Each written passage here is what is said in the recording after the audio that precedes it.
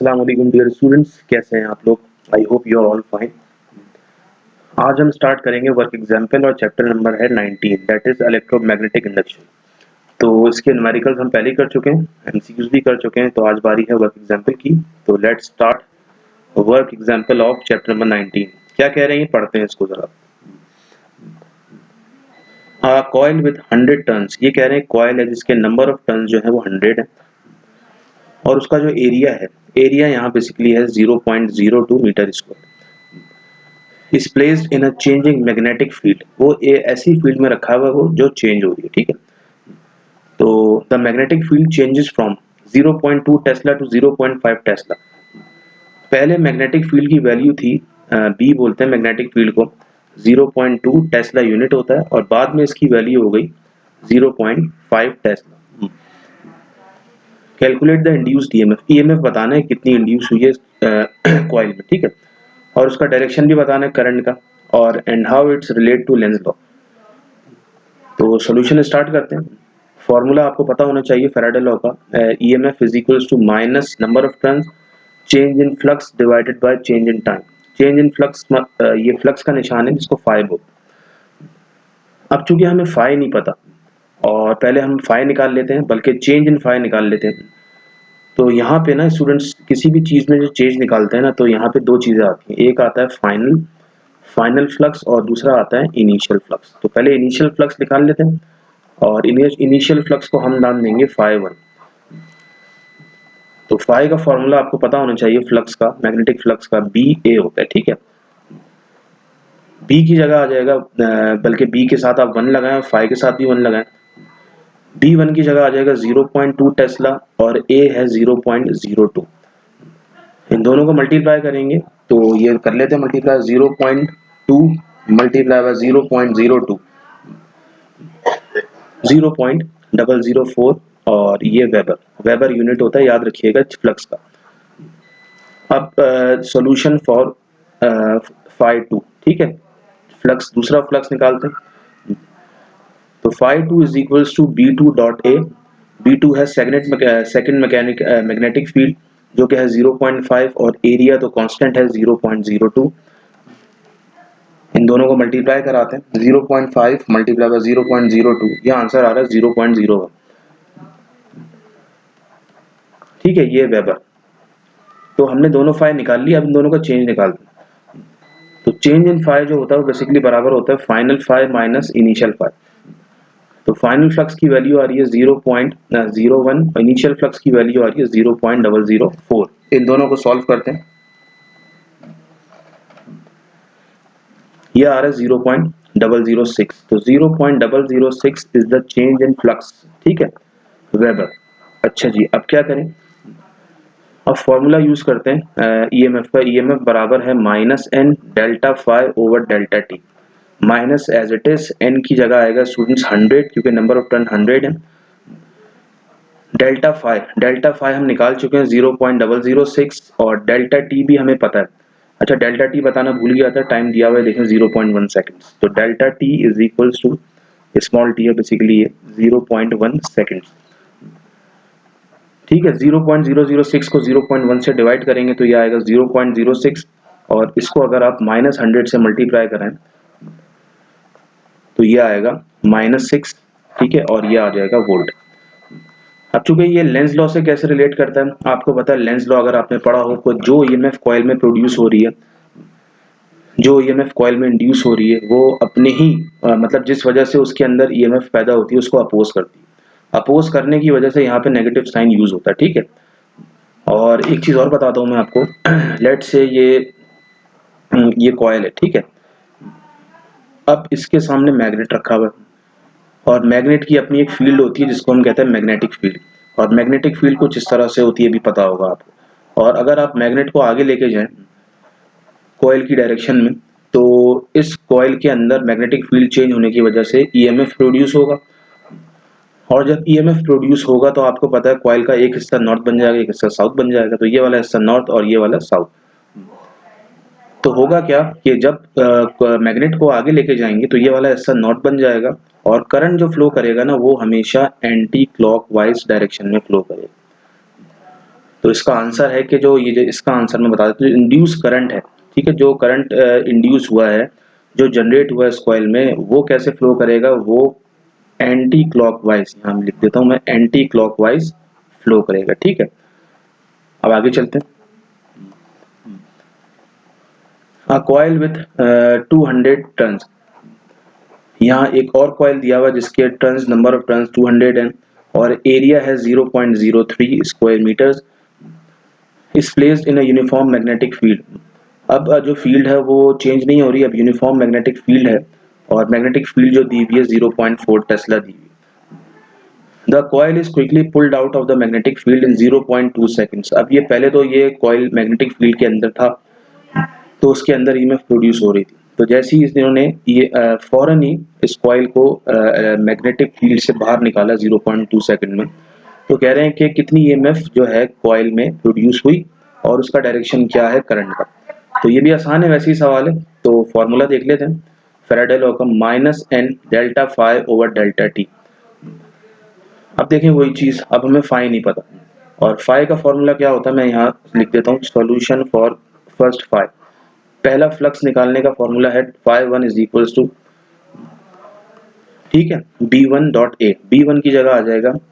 अच्छा पहले तो ये मैग्नेटिक फील्ड के अंदर था, तो उस मैग्नेटिक फील्ड को हम नाम दे देते हैं b1। अब चूंकि मैग्नेटिक फील्ड से पूरा बाहर आ गया, तो दूसरी बार जो मैग्नेटिक फील्ड होगी वो 0 के बराबर होगी, ठीक है, ये आप खुद ब खुद ही अंदाजा लगा सकते हैं, ठीक है ना। तो b1 की जगह आ गया 0.4, एरिया की जगह आ गया 0.03, इसको मल्टीप्लाई कराते हैं, 0.03 मल्टीप्लाई बाय 0.4 मल्टीप्लाई बाय 0.4, तो ये आ रहा है 0.012, ठीक है। तो यहाँ मैं लिख देता हूँ, ये φ1 की वैल्यू आई 0.012 वेबर, ठीक है। अच्छा ये तो आ गया फ्लक्स 1। अगर फ्लक्स 2 चाहिए आपको, तो आपको पता है B2 जो है वो 0 है, मैग्नेटिक फील्ड है ही नहीं, जब मैग्नेटिक फील्ड ही नहीं है तो फ्लक्स भी क्या होगा, 0, तो फाइनल फ्लक्स आ गया यहाँ पे 0, ठीक है, ये इनिशियल फ्लक्स आ गया। अब चेंज निकालना है, चेंज इन फ्लक्स बराबर होता है सेकंड फ्लक्स मतलब final flux minus initial flux. Final flux 0 है, इनिशियल फ्लक्स 0.012 है, 0 की वैल्यू नहीं होती, 0 को हटा दें, तो ये आ गया फ्लक्स का आंसर नेगेटिव में। नेगेटिव का मतलब अब हम कॉइल को मैग्नेटिक फील्ड से बाहर निकाल लें तो फ्लक्स नेगेटिव हो गया, ठीक है। तो ये आ गया इसका आंसर और इसका आंसर आएगा वेबर में। अच्छा जी, अब निकालते हैं EMF, solution for EMF. EMF का फॉर्मूला है E is equals to -n delta phi over delta t. Minus as it is, n की जगह 200, डेल्टा फाई की जगह माइनस का 0.012 और डेल्टा टी की जगह 0.2। तो उसको डिवाइड कराते हैं स्टूडेंट्स हम,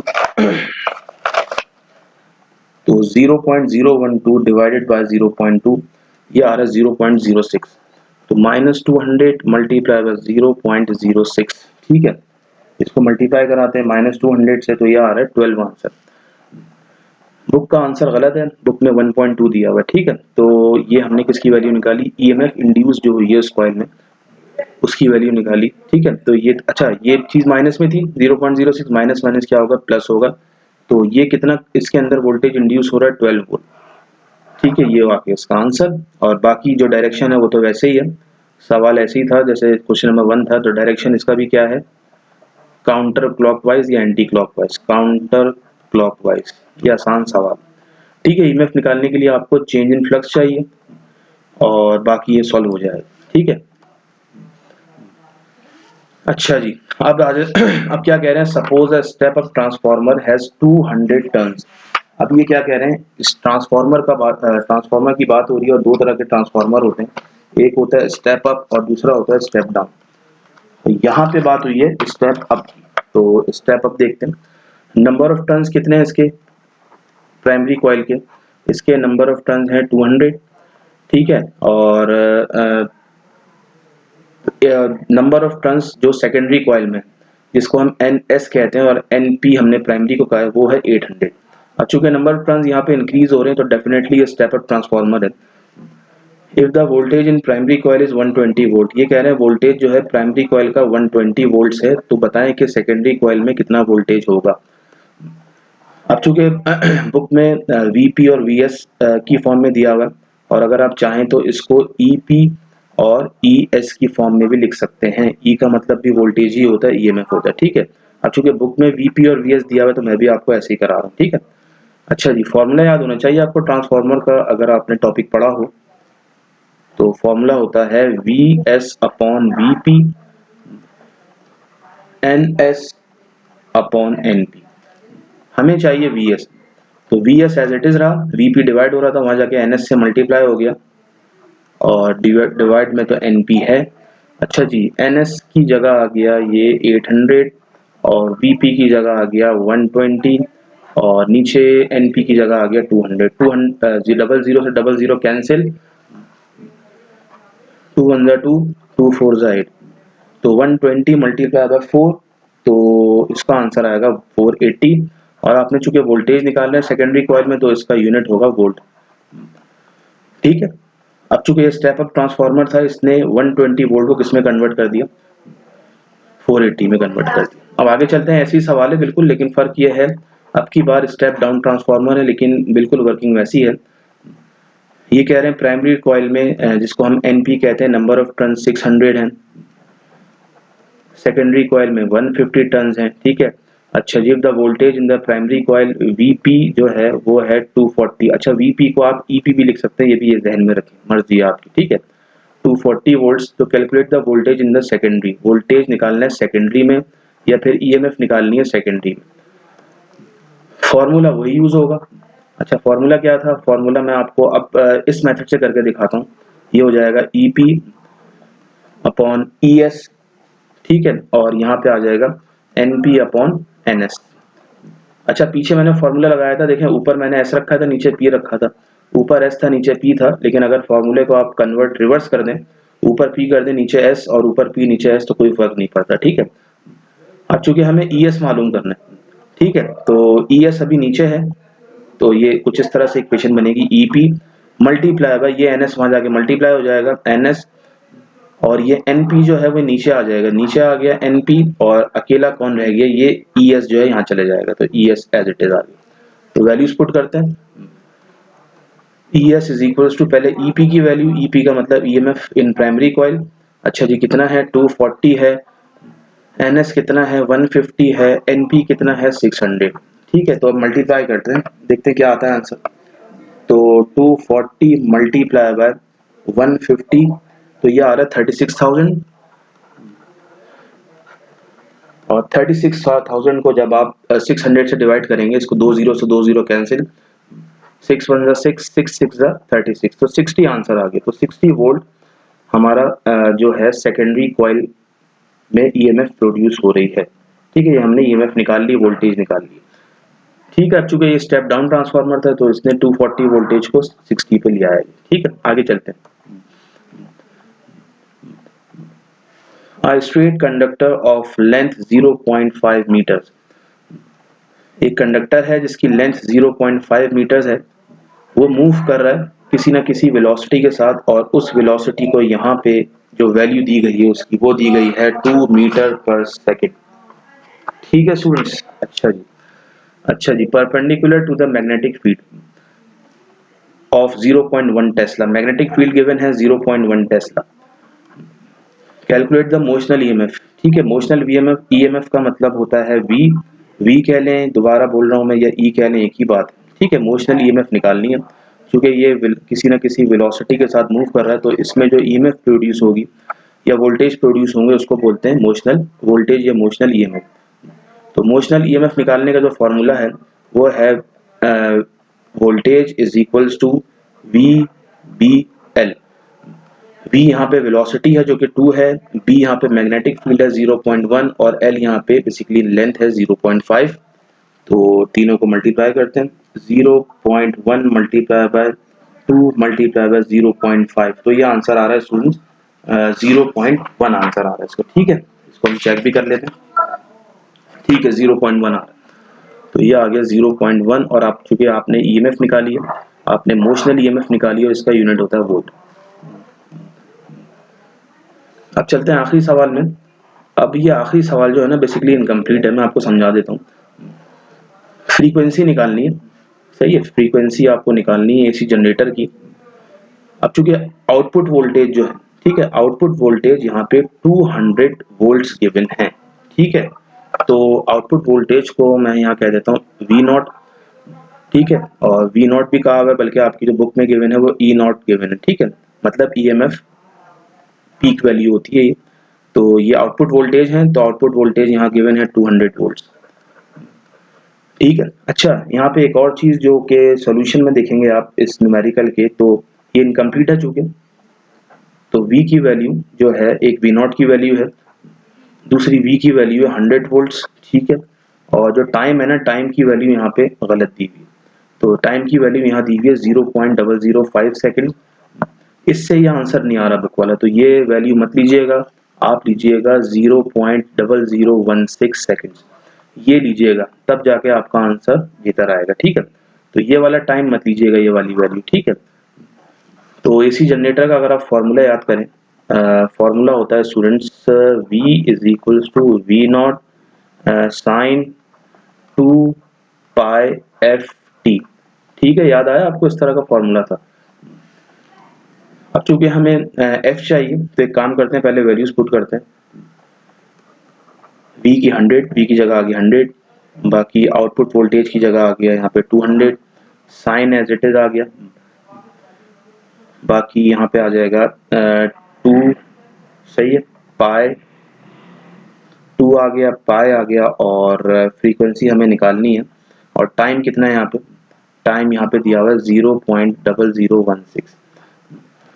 अब चूंकि सबसे पहले स्टेप बाय स्टेप करेंगे, थोड़ा सा अजीब सवाल है, तो ये 100 यहाँ 200 मल्टीप्लाई हो रहा है, नीचे आके डिवाइड हो जाएगा, तो स्टेप बाय स्टेप करते हैं। तो ये हो जाएगा साइन 2 पाई एफ और टी की वैल्यू 0.0016, ठीक है। अच्छा जी, अब 100 को जब 200 से डिवाइड करेंगे तो ये आ जाएगा 0.5, तो और यहाँ बचेगा साइन 2 पाई एफ और टी की वैल्यू 0.0016।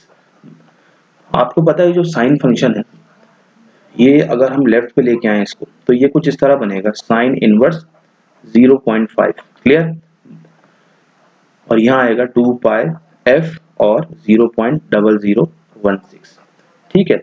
आपको याद होगा अगर आप कैलकुलेटर से निकालें कि साइन इनवर्स 0.5 कितने डिग्री के बराबर होता है। साइन इनवर्स 0.5 जो होता है वो बेसिकली बराबर होता है 30 डिग्री के। अब चूंकि यहाँ पे हमें आंसर डिग्री में नहीं चाहिए साइन का, हमें चाहिए आंसर रेडियन में, तो 30 डिग्री बराबर होता है पाई बाय 6 के, तो 30 की जगह मैं लिख दूंगा पाई बाय 6, और यहाँ आ जाएगा 2 पाई एफ और ब्रैकेट में 0.0016। अब होगा क्या, पाई से पाई कैंसिल, तो पाई जब कैंसिल हो गया तो ऊपर 1 बचा और नीचे 6 बचा, तो यहाँ बचा 2f और 0.0016, ठीक है। अब f को अपनी जगह पे रहने देते हैं, और ये दोनों जो मल्टीप्लाई हो रहे हैं ये नीचे आके 6 के साथ डिवाइड हो जाएंगे, 6 मल्टीप्लाई बाय 2 मल्टीप्लाई बाय 0.0016, तो इससे हमारी फ्रीक्वेंसी आ जाएगी। तो कैलकुलेटर खोलते हैं, देखते हैं क्या आंसर आ रहा है। 6 मल्टीप्लाई बाय 2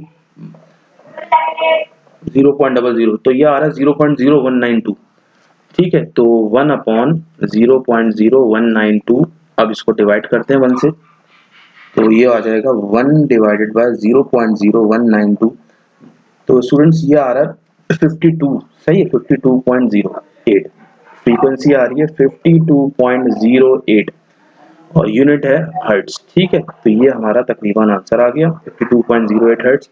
तो हमने इस तरह जो है न्यूमेरिकल्स हमने कर लिए, वर्क एग्जाम्पल भी हो गई, एमसीक्यूज भी हो गए, और जो एग्जाम्पल्स के न्यूमेरिकल थे मतलब एक्सरसाइज के, वो भी हमने कर लिए। तो मिलते हैं नेक्स्ट वीडियो में, टिल देन अल्लाह हाफिज।